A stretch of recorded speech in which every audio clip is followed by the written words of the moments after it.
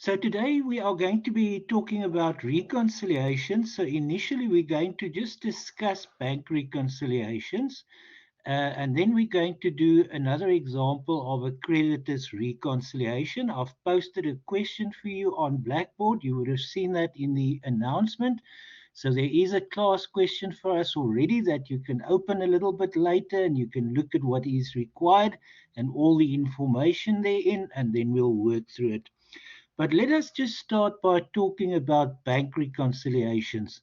As we said the other day, the banking industry has actually undergone dramatic changes over the last, let's say, decade or so, over the last 10 years, especially the last 3 or 4 years.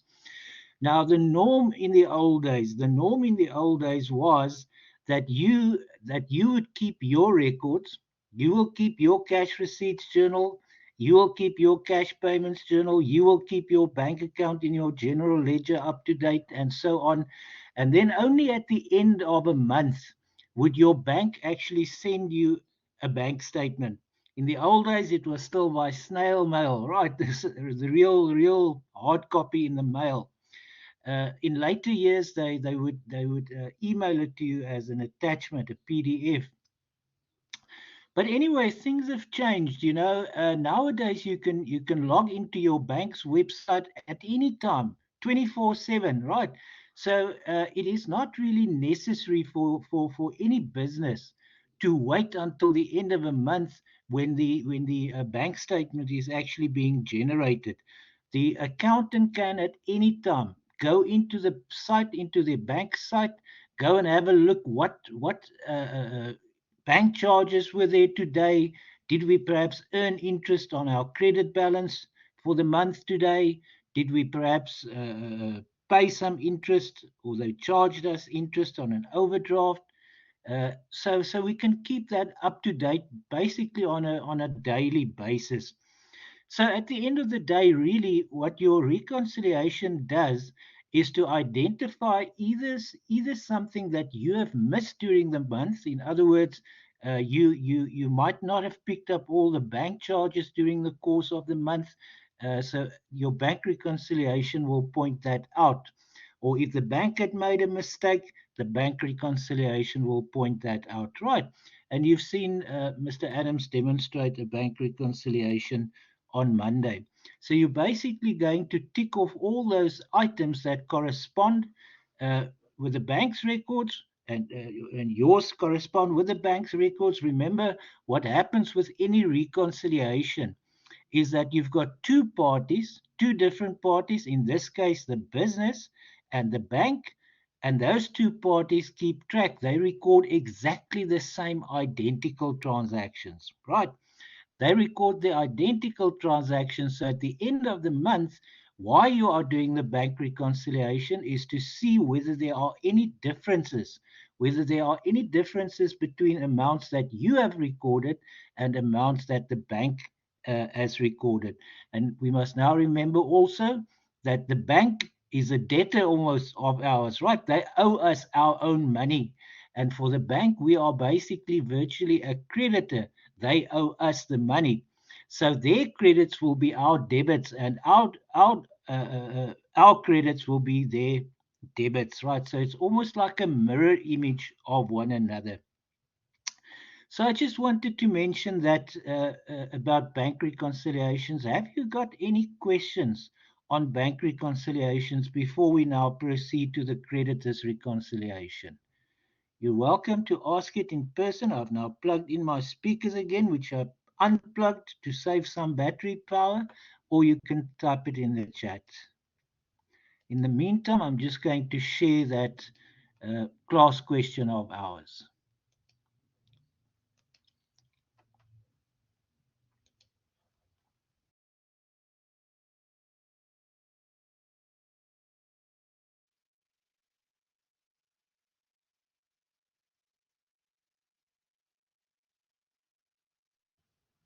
Doesn't seem to be any questions. Okay, so let's work our way through this last question. I'm just going to make it a little bit bigger. And we're going to do this very slowly and step by step. Now, perhaps before we even go through the question, what is the point? What is the point of a creditor's reconciliation? Let us maybe just start there by discussing that. Once again, here we're sitting with a similar situation that we have between ourselves as a business and the bank. Except this is not a bank, this is a creditor. So, ladies and gentlemen, what it really means is that from your point of view, you are recording exactly the same transactions as your supplier does, the creditor does, right? So, once again, the transactions should correspond. So, if they had sold something for 20,000 rands to you, you would have recorded that as a purchase of 20,000, right? So again, it's a question of seeing whether there are any differences between your records for the creditor and your creditor's records for you as a debtor. I hope that makes sense. Then the second point of doing a creditor's reconciliation is to start off with their balance, the balance that they show that you owe them in the statement that they send you. Now, every end of the month or near the end of the month, depending on when they have their cutoff date for their debtors, they will send you a statement. So you are going to take that statement where they tell you this is what you owe us at the end of the month, and this is how that balance is made up of. So all the transactions during the course of the month that they've recorded for you as a debtor, that will appear on the creditor's statement. So you now want to take that statement and the balance that they tell you that you owe to them as a creditor, and you want to go and see, did I miss something that I need to go and fix? Or did they perhaps record something incorrectly that I must tell them that they must fix on their side? And then ultimately, once we have done this reconciliation, we get to what we refer to as a remittance advice. In other words, that is where we have taken the balance that appears on the statement from the creditor, and we do all the necessary adjustments to get all the transactions correctly, and then we arrive at that remittance advice, which indicates what we truly, really owe the supplier or the creditor at the end of the month and what we need to pay them. So, ladies and gentlemen, let me just check, is that large enough on your side, or must I make it a little bit bigger still? Is it big enough? Can you read it? Yes or no? It's okay. Okay, thank you, Kensani. Thank you, Shikumbuzo. Right, so it's okay. So now let's just go and see what is required of us, which is always a good idea in any financial accounting question, also cost accounting and auditing questions, so that we can form an idea of what is going to be required of us, what is going to be our plan of action. Let me just see if it ends at C. Yes. So they say prepare the journal entries required in the books of Edcon Group Limited. By the way, this is our company. Our company is the Edcon Group. So prepare the journal entries required in the books of Edcon Group Proprietary Limited to correct the errors noted above. So, ladies and gentlemen, what we already can see from that requirement is that we probably made a few errors. Now, remember here that if we are going to make any adjustments, any journal entries, general journal entries in our books of account, that means that we originally made a mistake. We made a mistake and our creditor did not. However, if we do not have to do a journal entry on our side, it means our entry was correct and they were incorrect. They did something wrong, and we need to notify them by means of our remittance advice. So when we do this creditors reconciliation, where we end up with our remittance advice, it will also serve as information for our creditor where they have to fix up the books on their side, right? Then number B is to prepare the creditor's account for fashion wholesalers. This is the wholesaler that we received the statement from. So we've got to prepare that creditor's account or accounts receivable account, if you wish. This will now be of fashion wholesalers. So that is the account in our accounts payable ledger, right? That is the subsidiary ledger or the creditors ledger, if you wish, of Edcon Group Limited. Start with a credit balance of 37,500, which we'll see where that comes from just now, and post the journal entries required to adjust the account for the errors noted above. So those will only be errors that we have made during the course of that month. And then calculate the correct closing balance on the account. And then number C is prepare a reconciliation of the amount reflected on the statement of Fashion Wholesalers Limited to the account for Fashion Wholesalers Limited in the creditors ledger. So that really is our reconciliation in the creditors ledger of Edcon Group Proprietary Limited at the 30th of June 2018. Now let us go and see what happened during the course of this month and what transactions may have been incorrect. What do we have to fix on our side? What do we just have to indicate on the reconciliation so that the creditor can fix it up? So let us go through this step by step and very systematically. They say you have been appointed. Let me just see whether I switch on the recording again because I switched it off after I lost my connection. They say you have been appointed as a junior accountant of Edcon Group Proprietary Limited. So this is the business that we are the accountant of.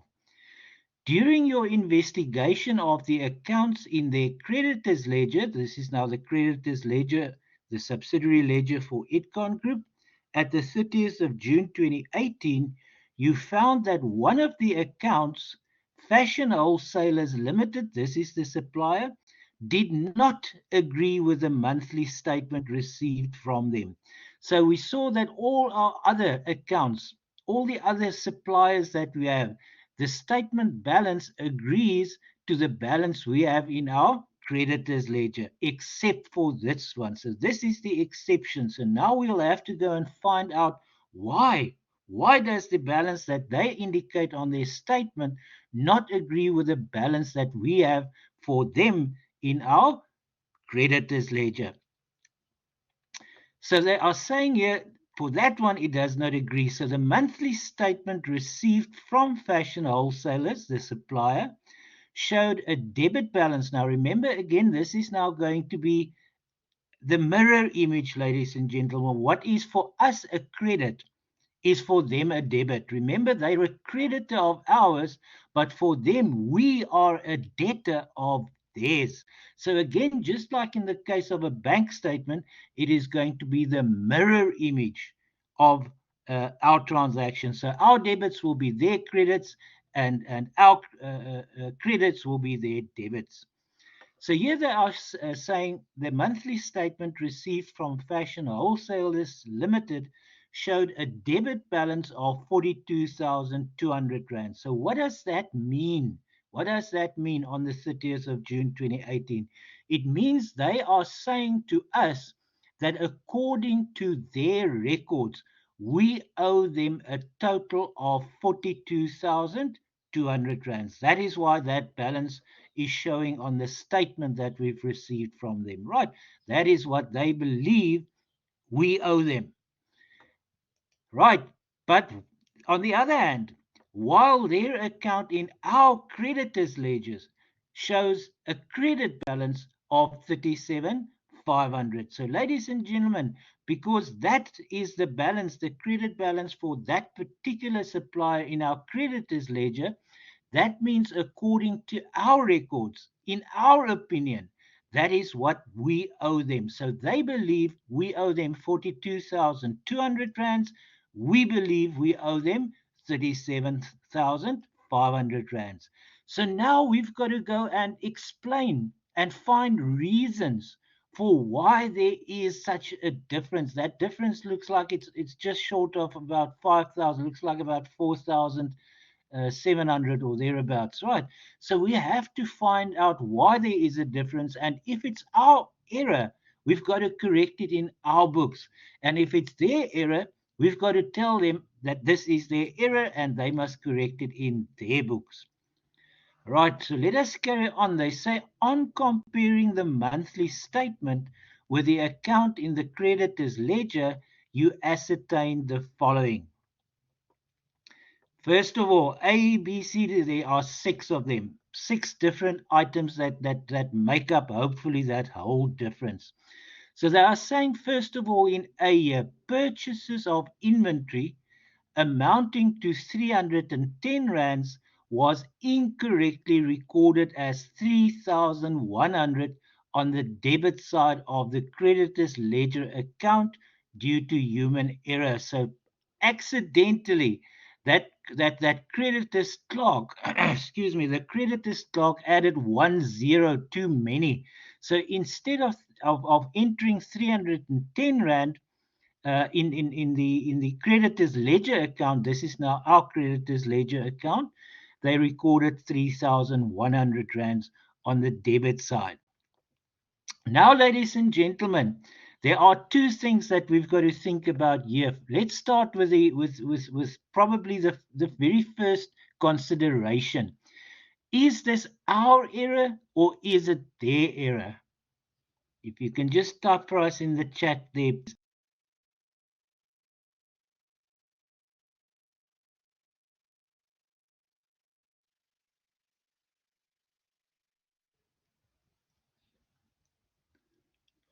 Let us look at it again. I want an answer there. They say purchases of inventory amounting to 310 Rand was incorrectly recorded as 3,100 on the debit side of the creditor's ledger account due to human error. It is our error. Thank you, Kensani.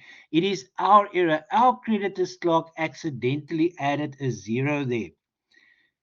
Now, there's another issue, ladies and gentlemen. There's another issue. And this is the second thing that we now have to go and think about. First of all, we've got to decide whether it's our error or not, because if it's our error, we have to go and correct it. If it's not our error, we have to instruct our supplier to correct their record. So now we've decided this is our error. Now, is there one error? This is a trick question. This is a trick question, ladies and gentlemen. Is there one error in that number A paragraph, or is there more than one error? I know it's a tricky question, but let's see if you can give us an idea.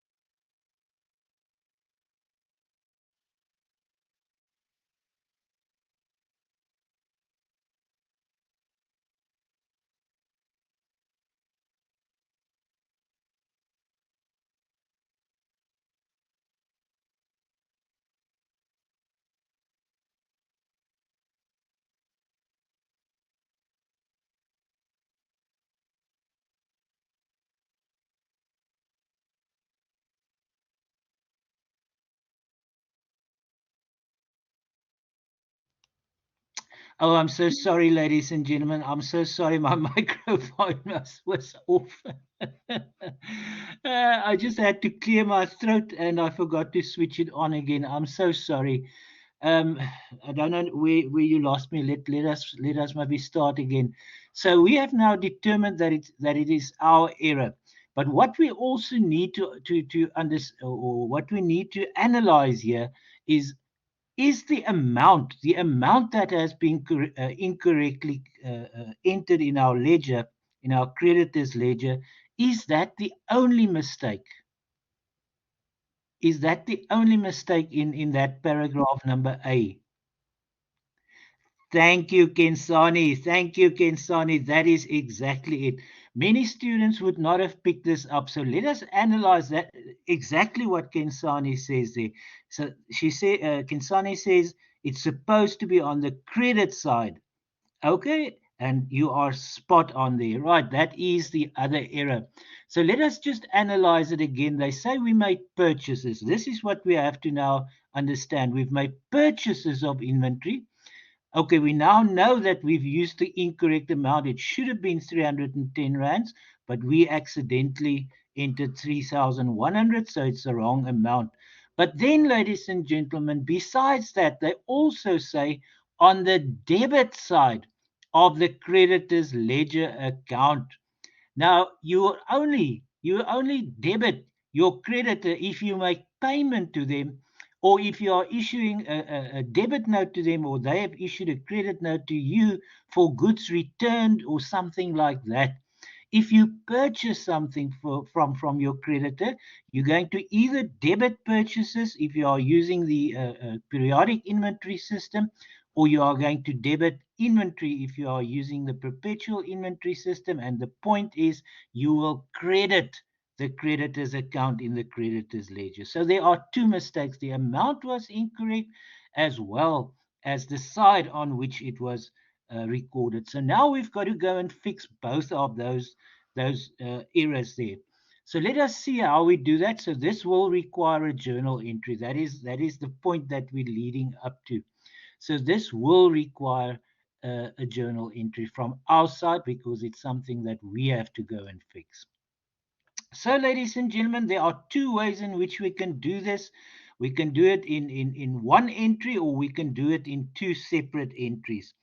In the solution here, we've got it as one entry, but we can also discuss how it would have looked if we had two separate entries. So let us first maybe look at the two separate entries, because that will then also explain this combined entry.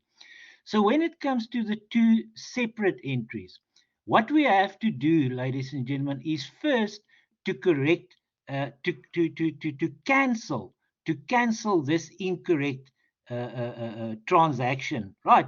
So how do we cancel it, ladies and gentlemen? If we only cancel it, right? How are we going to cancel it? Who's going to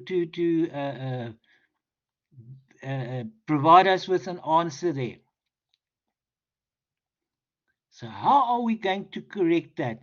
We debited the creditors with 3,100 instead of crediting them.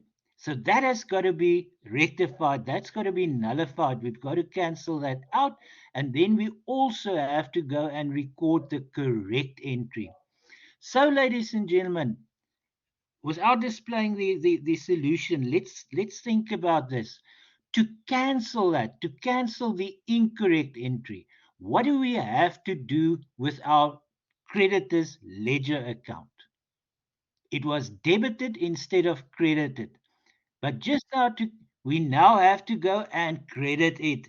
Thank you, Kensani. So 3,100 on the credit side of the creditor's ledger, spot on. Spot on, which means that we will now also have to go and debit either our purchases or our inventory account, which was accidentally, obviously, then credited when we did that same transaction incorrectly. So we've got to debit inventory if we are using the perpetual inventory system, or we've got to debit purchases if we are using the uh, uh, periodic inventory system, and we've got to go and credit our creditor's ledger, or the creditor's account in our creditor's ledger, as Kensani says there. Right. So now we've only cancelled it. We haven't actually recorded the correct entry yet.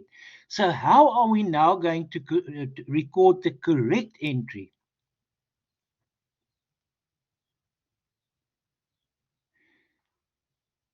How are we going to record the correct entry? You can perhaps just say what happens to the creditor's ledger account.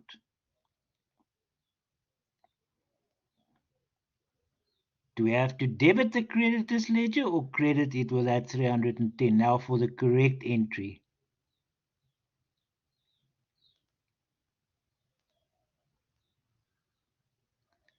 So the correct entry would have been that we would have debited either purchases or inventory with 310 and credit the creditor's account in the creditor's ledger. Thank you, Kensani. Thank you, Shikambuzu. You are spot on, 100% for you. So now we have to go and debit the purchases or inventory account with 310, and we have to go and credit the creditor's account.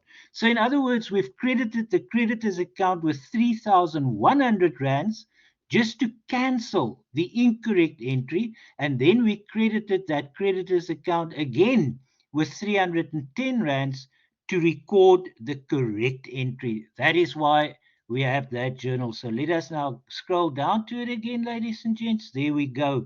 So now in total, if we combine those two, if you're an experienced accountant, you will just combine the two. You will know exactly what to do.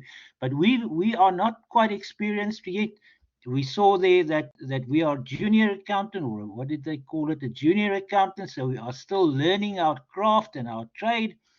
So we went through the whole process where we rather said, what do we do? We first of all cancel the incorrect entry by crediting the creditor in the creditor's ledger with 3,100 rands.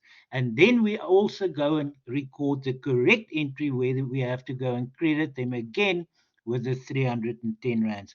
Now, our creditor's account is better. We're not quite done yet, but at least regarding that purchase transaction, our records are now correct. Okay, so that's the first one. Let us look at the second one, ladies and gentlemen.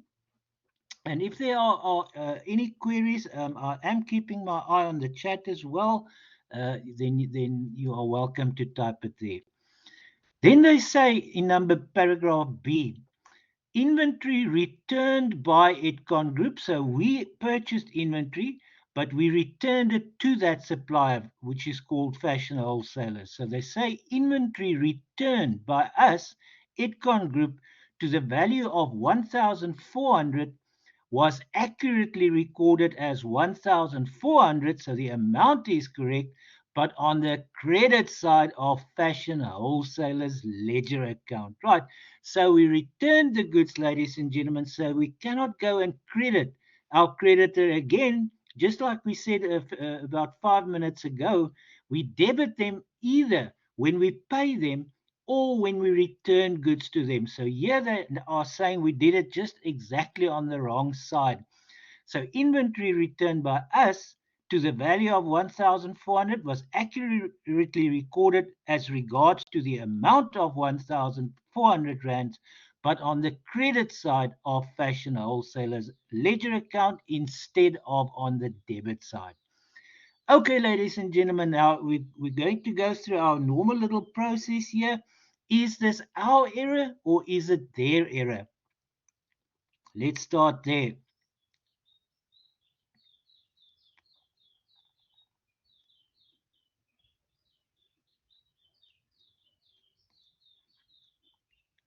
Is this our error or is it their error? We recorded it on the wrong side. It is our error in this case, right? We recorded uh,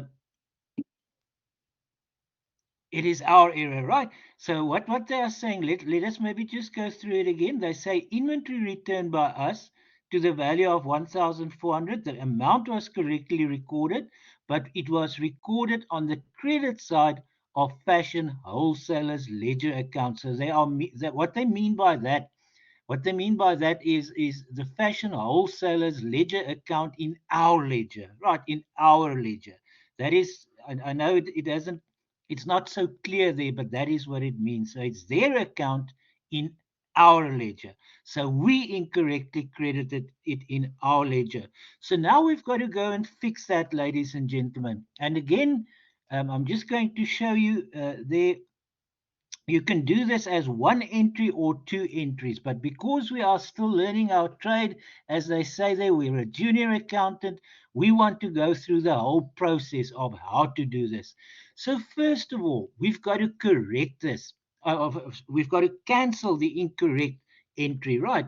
So our first step is to cancel the incorrect entry. So we credited them with 1,500, but we should have debited them with 1,400. So what are we going to do with their account in our ledger, their creditors account in our creditors ledger, just to cancel the incorrect entry? Do we have to go and credit or debit their account in our ledger? We've got to debit it by 1,400. Thank you, Jardine. Thank you, Logan. Exactly. We're going to debit it by 1,400. But then, ladies and gentlemen, once we've done that, all we have done is to cancel the incorrect entry. We've only then cancelled the incorrect entry. We haven't recorded the correct entry yet. So, ladies and gentlemen, if we now have to go and record the correct entry, what will we do with fashion wholesalers account in our creditors ledger? Debit it or credit it? Debit it. Thank you, Jardine. Thank you, Logan. Right. So now we've got to go and actually record it correctly. So we have to go and debit it with another 1,400. And the contra account, ladies and gentlemen, because we have a returned goods, the contra account will be, if we are using the periodic inventory system, it will be purchase returns. And if we are using the perpetual inventory system, it will be inventory that is going to be our contra account. So now let's go and look at our correcting entry. So let us scroll down, and there we've got it, ladies and gentlemen. We debited fashion wholesalers account in our creditors ledger was 1,400 to cancel the incorrect entry, and then we debited it again with 1,400 in order to record the correct entry. So the ultimate effect, the end effect of that would be that we are going to, and this is when you're an experienced accountant, you already know how this works, then you would just do the one entry. So then you would have debited the creditors account in your creditors ledger, obviously your creditors control account in your general ledger as well, with a full 2,800, in other words, the 1,400 to cancel the incorrect entry plus the 1,400 to record the correct entry. And then it will either be purchases returns or inventory that is going to be your contra account, because obviously when you incorrectly credited their account, your fashion wholesalers account, you would have debited inventory or purchases incorrect as well. Right. Okay, ladies and gentlemen. So far, so good. So we've done the first two. Unfortunately, they were both our mistakes, but we have now corrected them. So there are four other possibilities that would influence the difference of what was it, 4,700, I think it was, between their balance and our balance. So I'm a little confused. What does that half mean? Oh, it is just the marks allocation. It is just the marks allocation. Let me just go down there again. So this entry would count for 2 marks. Sorry, 2.5 marks. This whole entry is 2.5 marks. So a student would get 1 mark for 3,410, half a mark for that account name, half a mark for that account name, and then another half a mark for that same amount, but on the other on the credit side. So it's just the marks allocation. It's nothing. It's nothing to do with the actual answer. It's nothing to do with the answer. You're welcome, Shikumbuzi. Okay, so now let us go and have a look at number C. paragraph C. They say interest income, which was discount received from fashion wholesalers, so they provided us with discount, was inaccurately recorded as 750 rands instead of 75,000 in the creditor's ledger. So our creditor's clerk is zero happy.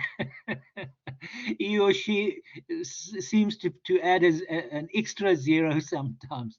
So let us just analyze it again. Interest income discount received from fashion wholesalers was inaccurately recorded as 750 rands instead of 75 rands in the creditor's ledger. Now we're going to do this just like we did the first two. There's actually one single entry that we can do to correct it, ladies and gentlemen. But but we are still, like we said earlier, learning our craft. So we are rather going to analyze exactly how this works. So interest income discount received from fashion wholesalers was incorrectly recorded as 750 instead of 75. So at least we now think and we know in fact that it was recorded on the correct side. That helps. So it's not that as if it's on the incorrect side, as was the case with paragraph A and paragraph B. This is just the amount that was incorrectly recorded. So, ladies and gentlemen, what will happen here is in practice, we will just do one journal entry to correct it, but we must understand how we get to that journal entry. So, we have inaccurately recorded it as 750. So, first of all, we have to go and cancel the incorrect amount. We've got to go and cancel the incorrect amount. So, we are going to go and completely reverse the entry that we originally have recorded there, right? And then after that, we are going to record the actual amount of 75 rands. But in this case, ladies and gentlemen, if we are more experienced, we know that we can simply go and record the difference as well. The difference between the two looks like 600 and looks like 675 rand if I'm not mistaken, right? But we'll see what the exact amount is now. But it looks like 675 from just from the top of my head there. So we can simply go and record the difference. So let us go and have a look at our solution there. So that is now number C, right? So the interest income or discount received was actually too much. We've recorded, what did we record? 700. We recorded 750, but it was only 75 rands. So, ladies and gentlemen, what happened there is with the discount, we should have debited. We should have debited fashion wholesalers with 75 rands, and we should have credited discount received with 75 rands. But what we actually did was to go and debit interest income with 750 rands and credit fashion wholesalers with 700 debit, excuse me, the other way around, debit fashion wholesalers with 75 rands. Let me just repeat that. So what should have happened is we should have debited fashion wholesalers with 75, or we have debited fashion wholesalers with 750 rands, right? We have debited fashion wholesalers with 750, and we have credited the discount received by 750. So now to go and reverse that, we have to go and debit interest income, the discount received, with the difference between the two. And we have to go and credit the creditor, fashion wholesalers, with the difference between the two. So that will simply be the 750 rands less the 75 rands, right? Okay, so far so good. So we've done the first three. Unfortunately, all three so far were our mistakes. Hopefully, some of the mistakes might be theirs. All happy so far, ladies and gents? Can we go to number D? So, number D, paragraph D, they say an electronic funds transfer to the value of 7,000 rands to the creditor fashion wholesalers oh, there's a zero story again. There's the zero story again. Was mistakenly recorded as 700 rands. So this time they didn't add a zero, they left out a zero. I think that creditors clerk had a few beers in the early morning. But anyway, so an EFT, so it's a payment that we made to them. In other words, we would have credited our bank account. Let's just analyze that. We would have credited our bank account and we would have debited fashion wholesalers in our creditors ledger. But what happened? They say an EFT, the real value of the EFT was 7,000 Rand. So we actually paid them 7,000 Rand to that creditor, but we only recorded it as 700. So now clearly, ladies and gentlemen, the difference there, that 6,300, still shows as outstanding in our ledger. I hope that makes sense. That 6,300 shows as outstanding, but we've actually paid it already. We've paid the full 7,000 and not only 700. So we owe them 6,300 less than what we have recorded in our books of account. So let us now think that entry. Should we go and debit the fashion wholesalers account, or should we go and credit it with that difference? Debit or credit it?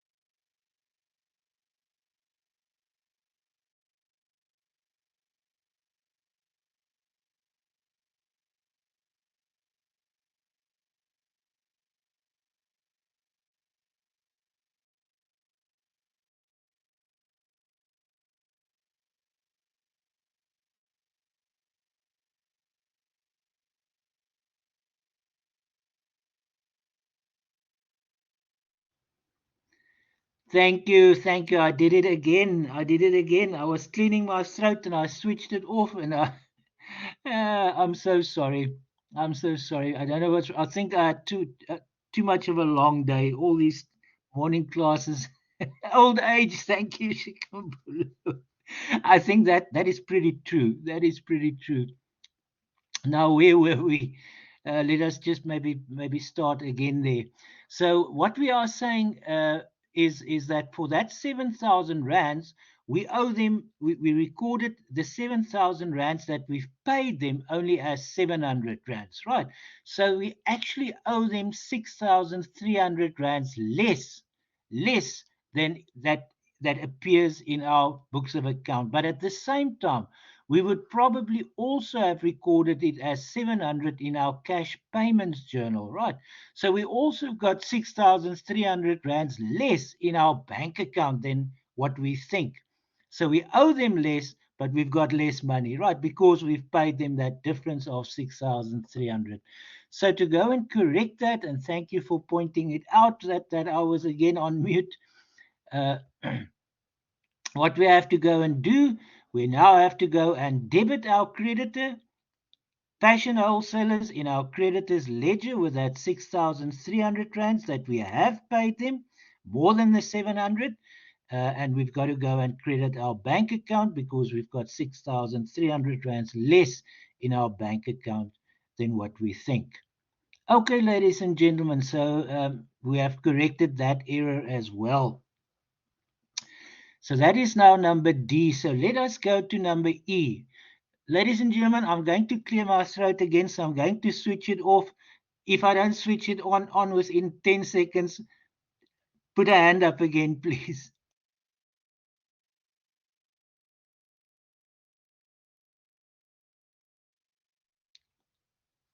Okay, I remember. Thank you.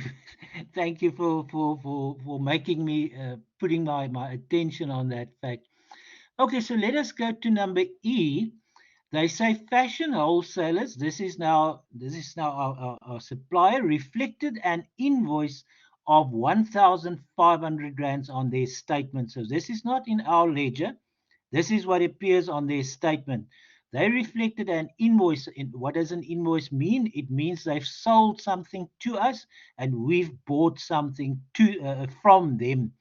So they say they reflected an invoice for 1,500 rands on their statement.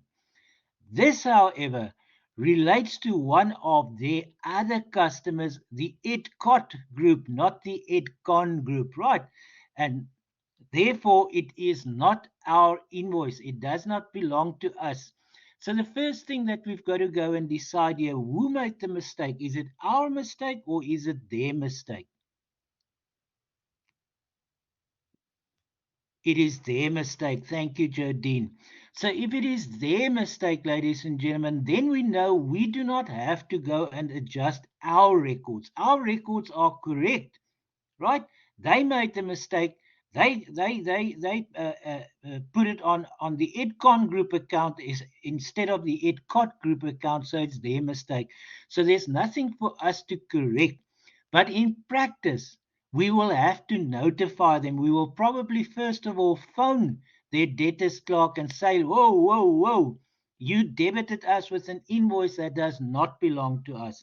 And then we will also include that item as part of our creditors' reconciliation before we get to our remittance advice to provide them the documentary evidence that that invoice is not something that we owe them any money for. Right. Anyway, so we don't have to make an adjustment, but we must know that that will form part of our reconciliation. That will form part of the reconciliation. Those errors that we've corrected will not form part of the reconciliation anymore because it now those transactions now agree from our point of view to their point of view. So once we've corrected those errors, it means that their records for each of those transactions agree with our records now. It didn't before we corrected it, but now it does. So it means they will not form part of the reconciliation ultimately, but that one will. So now let us go to paragraph number F.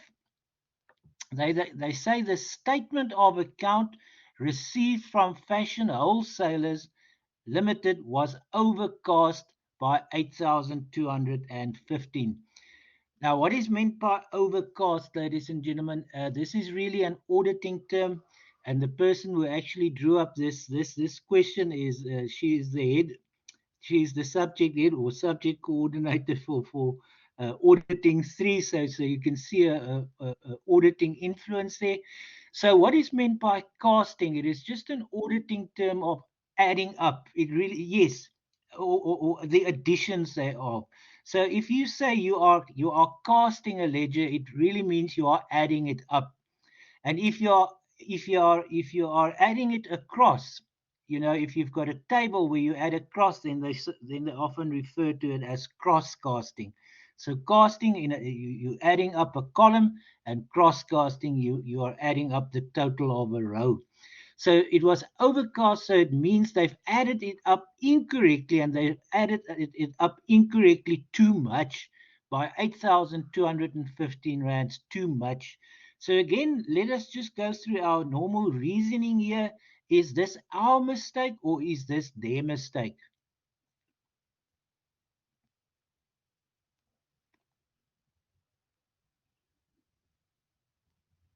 Our mistake or their mistake?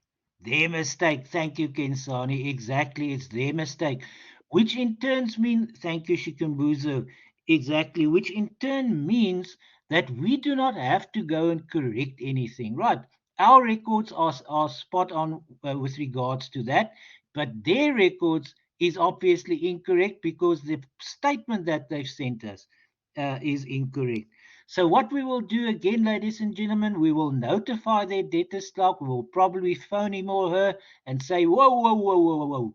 You added up our statement that you sent to us by 8,215 rands too much. I'm going to show that as a reconciling item in the remittance advice that we are going to send you, and I'm going to deduct that off the balance. That you say that we owe you, right? So obviously, if it's overcast, we need to go and deduct that. Okay, ladies and gentlemen, the fact remains when it comes to the required, we've done A there. So we have now recorded all the entries that we needed to record to correct our errors. Now we've got to go and prepare the creditors the creditors account of fashion wholesaler in the creditors ledger, and we are going to start with the balance that we show for them, that 37,500, and we now have to go and adapt it. We now have to go and update it with these various journals that we have done, because all these journals, as you saw, had an effect on our creditors account in the creditors ledger. So we've got to go and update that. That is really what this means, is simply to go and update it so that ultimately we have got the correct balance that we actually owe to them at the end of that month. So let us go and do that, ladies and gentlemen. So here we go. So we start with the balance that we had originally before we corrected the errors. So here they said the account in the creditors ledger showed a balance of 37,500. So now let's go and update that account. So we start with the 37,500. It is obviously a credit balance, right? And then what did we do, ladies and gentlemen? Yeah, wait, they actually split up the two entries, or that one entry into the two. What did we do? We went and we credited them there with 3,410 rands. How did we get that 3,410 rands? It was first of all by cancelling the 3,100 entry that was incorrect, and then also recording the 310 rands that was correct. So we credited them with a total of 3,410. So those are those two combined, the 310 rands plus the 3,100, right? So we saw we credited them up there with 3,410. So we now simply posted over from our general journal, we posted to the creditors ledger account of fashion wholesalers in our creditors ledger. Then, ladies and gentlemen, what we also did, let us just see what else we did there. We also had this situation where 1,400 was recorded on the incorrect side in paragraph B.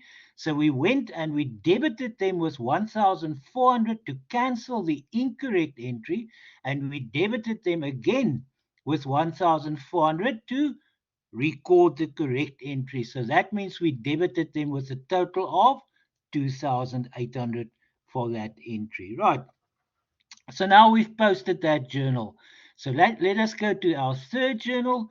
There it was a question where we recorded the incorrect amount of the discount that we've received. Nowadays, the discount is normally disclosed as part of your interest income. But in any case, what we did there was to credit fashion wholesalers with 675 rands. So now we've got to post it over to their account in our creditors ledger. So there we go and credit it. Obviously, because this is a creditor, every time that we credit them, the balance is going to become bigger. And there the balance is going to become bigger. And every time we debit them, the balance is going to become smaller. Right, so that discount of 675, we credited them with 75, or our account was 675, which means we posted over to the credit side of the creditors ledger account for fashion wholesalers. And then that EFT that we incorrectly recorded as 7,000 rands, sorry, the other way around, that we actually paid 7,000 rands, but we only recorded it as 700 rands.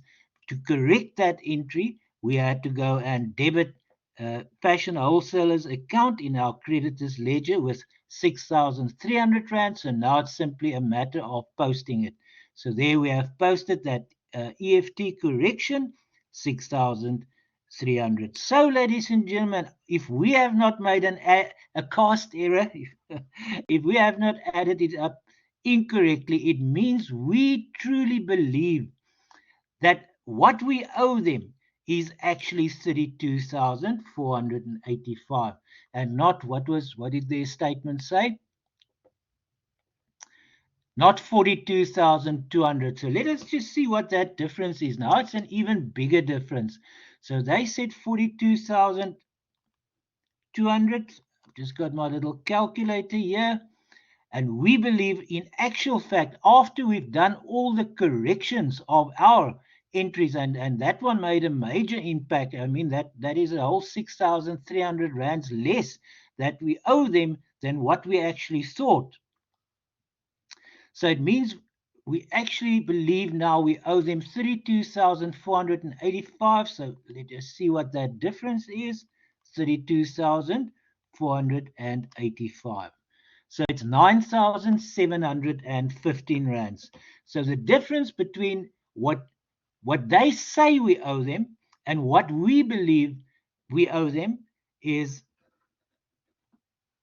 what did I just say? 9,715. So now in our reconciliation statement, which will also serve as our remittance advice. In other words, we're going to send it to fashion wholesalers together with our EFT evidence, our proof of payment, in other words. So we're going to do a transfer, an EFT transfer of 32,485, and we are going to show them exactly why it is only 32,485 and not the 42,200 that they've indicated on their statement. So that is our reconciliation statement or remittance advice. So we start there with the balance on their statement. So they've got. Remember, it's now the other way around. What I mean by the other way around, our debits are their credits, and our credits are their debits, because we're a debtor for them and they are a creditor for us. So we owe them 32,485 rands, but they think, according to their statement, we owe them 42,200. So now we've got to go and see how are we going to explain those differences. So we start there with the debit balance as per their statement of 42,200 rands. That's what they indicate on their statement that we owe. But now, ladies and gentlemen, we've got to go and see what were their errors. What did they do wrong? We've already corrected our errors. So we cannot do anything in our books of account regarding their errors. They've got to go and fix it in their books of account. But we've got to now indicate what those errors were. And like we said, we would probably upfront, even before we send this remittance advice, we would have phoned their debtors clerk and told that debtors clerk about their errors already, so that they can start adjusting their books of account, their debtors ledger, in other words, our account in their debtors ledger. So the first mistake here was that they charged us an invoice of 1,500 that was not our purchases. It was a different company that bought the goods. So now do we owe them more, that 1,000 rands more than they indicate on the statement, or that 1,000 rands, 1,500 rands less than they indicate on their statement? More or less than they indicate on this statement?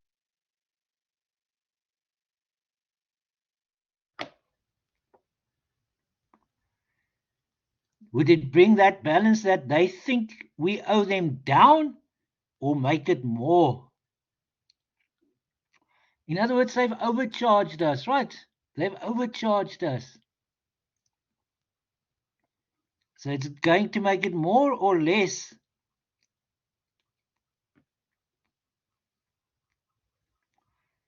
It's going to make the balance on the statement less.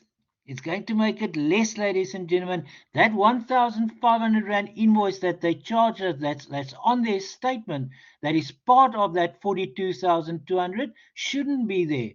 It shouldn't be part of the 42,000, so we must take it out. We must take it out of the 42,200 balance that they've given us. So therefore, we've got to go and decrease that balance, right? So we, in our bank reconciliation, sorry, creditors reconciliation statement, we're going to have to deduct it. So there we showed it on the debit side for their purposes. Now we show them what must they do with our account in their books. They must go and credit our account in their books. This is why we are sending them this remittance advice. So we almost drafting this remittance advice from their point of view. What do they show in their books? They show that we owe them 42,200 rands, right? So that's a debtor in their books, even though they are a creditor in our books. But now what must they go and do?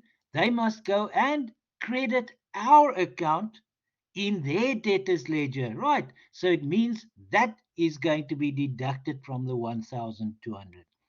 Then, ladies and gentlemen, the other error there is that they added up the statement incorrectly by 8,250. They overcast it, so it means they added it up by 8,215 rands too much. So again, ladies and gentlemen, that is now part of that balance of 42,200. So will that, if they adjust that, must that 42,200 become less or more?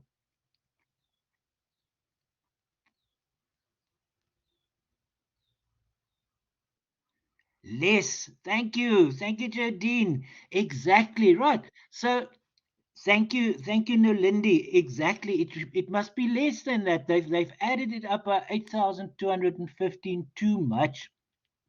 So again, we've got to tell them, hey, in your books, in your debtors ledger, you've got to go and credit us with that amount. So this will also form part of our reconciliation statement, which also then doubles, or the original will be sent to them as a remittance advice.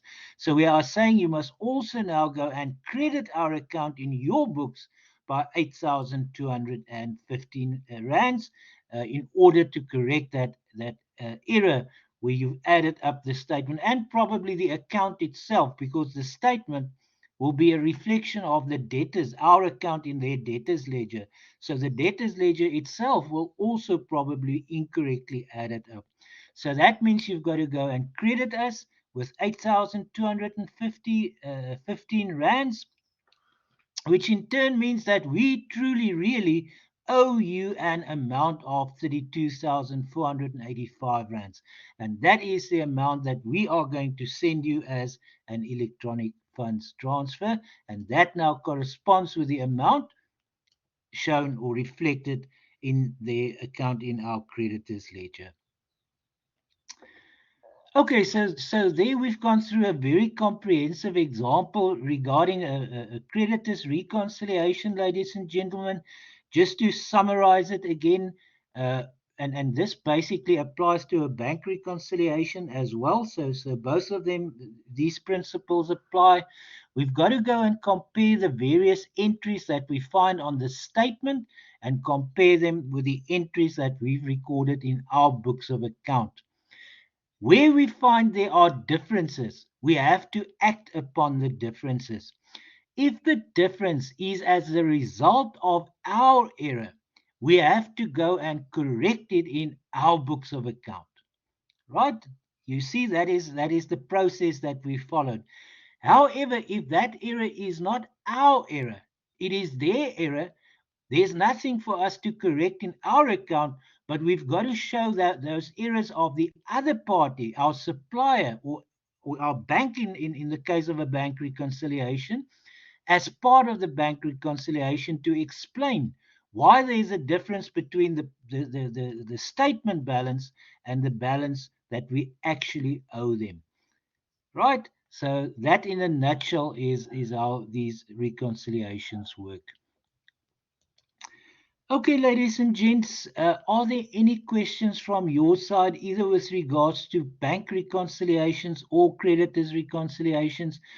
Perhaps just one thing that I should add here. I know that the creditors reconciliation itself is really only this part.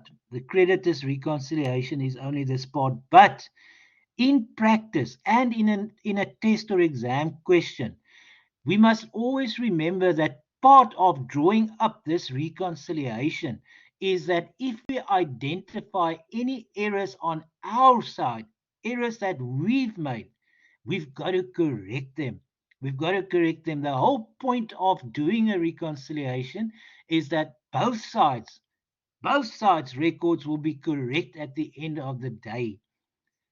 So that really, in summary, is the objective of a reconciliation. You want to make sure that both parties, either both the supplier and the customer in this case, or both the client and the bank in the case of a bank reconciliation, that their records are correct and that our records are correct.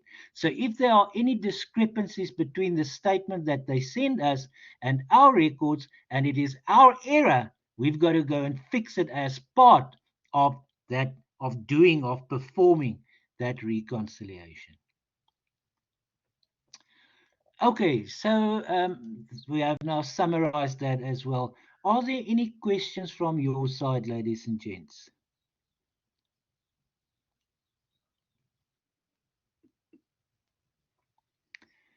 What is the procedure for Friday's test? Uh, Kinsani, it is straightforward, just an online test. So there are no stages. There are no preparations except for going through your work. What I should actually add here, ladies and gentlemen, remember in this particular case, and now I'm very glad that you asked that question, because this is something we've got to mention. You've had that preparatory question for class test 2, right? So the preparatory question prepared you for class test 2. Now, class test 2, sorry, class test 3, I mean, for class test 3, I'm way back, way behind in time here. So you had the preparatory question for class test 3, but class test 3 also prepared you for formal test 3. So go through that preparatory question again. Make sure that you understand all the steps there. Obviously, now there are a little bit more reconciliations that you need to do as well. But that formal test will also be or let me put it the other way. Your preparatory question and the class test 3 will also have formed you or prepared you for formal test 3. So formal test 3, the procedure is simply, it's an online test. So you just go there, you log in, you go to the online test, you find formal test 3, and you look at the instructions. What do you need to do if something goes wrong during the test? And then you can start. If there are load shedding, if there is load shedding around, which probably will be, then we will extend the availability of the test so that everybody can write sometime during the course of the day, even if you have to start at 4 o'clock instead, or 4:15 or 4:30 instead of 2 o'clock. But we will play that by ear. We will see what the situation is on Friday. Kinsani says, thank you for that question. Does that help? I hope so. I hope I didn't now confuse anyone. Oh, okay. Thank you. Thank you, Kinsani. Thank you, everyone else. Any other questions? Looks like we are going to Chila a little bit earlier than usual today. Normally we go a little bit over our time, so I guess it's high time that we go a little bit short of our time. Any other questions, ladies and gents? Okay, then that's it for us for today. I wish you all of the best, not only for Friday, but especially obviously for Friday, but for all your other assessments. And then we have two very exciting topics for you for semester 4. Have a lovely afternoon further. Thank you. Bye bye.